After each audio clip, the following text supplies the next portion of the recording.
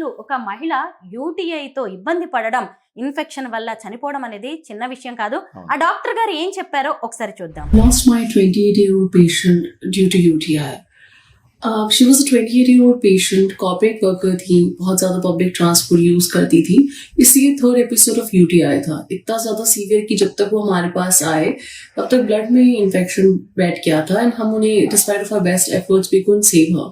मैंने जब उनकी फैमिली से हिस्ट्री ली तो पता चला कि बहुत ज़्यादा वो अपना यूरिन होल्ड करती थी एंड पिछले कुछ टाइम से उन्हें प्रॉब्लम थी. I really want to say कि as females and also some males ये కామన్ ప్రాబ్లం है, बहुत కామన్ ప్రాబ్లం. సుబ్రహ్మణ్యం గారు చూసారు కదా, చాలా మంది మహిళలు ఫ్యామిలీ హెల్త్ కి ఎంతో ఇంపార్టెన్స్ ఇస్తారు, తమ హెల్త్ ను మాత్రం నెగ్లెక్ట్ చేస్తూ ఉంటారు.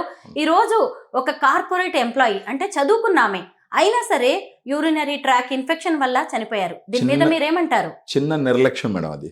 ఆమె ఏంటంటే రోజు పబ్లిక్ ట్రాన్స్పోర్ట్లో ట్రావెల్ చేసే ఆమె కార్పొరేట్ ఎంప్లాయీ యూరిన్ హోల్డ్ చేయడం మొదలుపెట్టి ఇప్పుడు ఈ ప్రాణాల మీద తెచ్చుకునింది. యూరిన్ హోల్డ్ అయ్యింది అని అంటే దాంట్లో ఒక ఈకోలై అని ఒక బ్యాక్టీరియా ఉంటుంది. ఎస్చరిషియా కొలై అన్నది ఒక ప్యాథోజన్ బ్యాక్టీరియా. అది ఈ యూరిన్ హోల్డ్ అయితే అక్కడ బ్యాక్టీరియా ఉండి అది మల్టిప్లై అవుతుంది. ఆ బ్యాడ్ బ్యాక్టీరియా ఎక్కువ పెరిగింది అనుకోండి, అప్పుడు ఇన్ఫెక్షన్ ఫామ్ అవుతుంది. ఇప్పుడు ఇలా యూరిన్ని హోల్డ్ చేయడం వల్ల జరిగే ప్రాబ్లం ఒకటి వచ్చి బ్యాడ్ బ్యాక్టీరియా మల్టిప్లై అవుతుంది, ఇన్ఫెక్షన్ వచ్చేదానికి అవకాశాలు ఉంటుంది. ఇంకొకటి యూరిన్ హోల్డ్ చేస్తూ పోయినారంటే ఆ బ్లాడర్ యొక్క మజిల్స్ ఉంటాయి కదా, వాటి శక్తి తగ్గిపోతుంది. ఆ శక్తి తగ్గిపోయినప్పుడు ఏమవుతుందంటే వాళ్ళు యూరిన్ కంప్లీట్గా పాస్ చేయలేరు. అప్పుడు కొంత యూరిన్ మిగిలిపోతూ ఉంటుంది. ఆ కొంత యూరిన్ మిగిలినా కూడా ఏమవుతుందంటే మళ్ళీ అక్కడ బ్యాడ్ బ్యాక్టీరియా ఫామ్ అవుతుంది.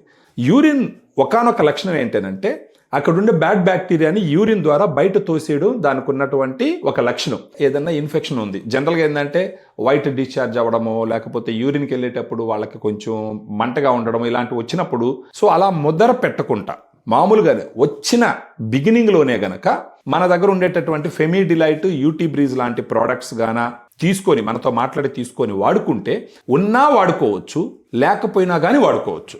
ఫెమిడిలైట్ సో వెజైనాలో ఉండే బ్యాడ్ బ్యాక్టీరియాని తగ్గిస్తూ అంటే దీంట్లో ఉండే గుడ్ బ్యాక్టీరియా యూఎస్ నుంచి ఇంపోర్ట్ చేయించినటువంటి 2 good bacteria strains lactobacillus rhamnosus HN001, lactobacillus acidophilus LA14 అనే 2 బ్యాక్టీరియా అక్కడ గుడ్ బ్యాక్టీరియాని డెవలప్ చేస్తాయి. సో ఫెమిడిలైట్ గుడ్ బ్యాక్టీరియాని డెవలప్ చేస్తుంది, యూటీ బ్రీజ్ బ్యాడ్ బ్యాక్టీరియాని బయటకు వస్తుంది. ఇలా తోయడం ద్వారా ఏమవుతుందంటే కంప్లీట్గా యూరినరీ ట్రాక్లో ఉండే ఇన్ఫెక్షన్ కానీ వెజైనాలో ఉండే ఇన్ఫెక్షన్ కానీ వాటిని బయట దోసేసి మళ్ళీ వాళ్ళకి ఇన్ఫెక్షన్స్ రాకుండా కాపాడేదానికి అవకాశాలు ఉంటుంది.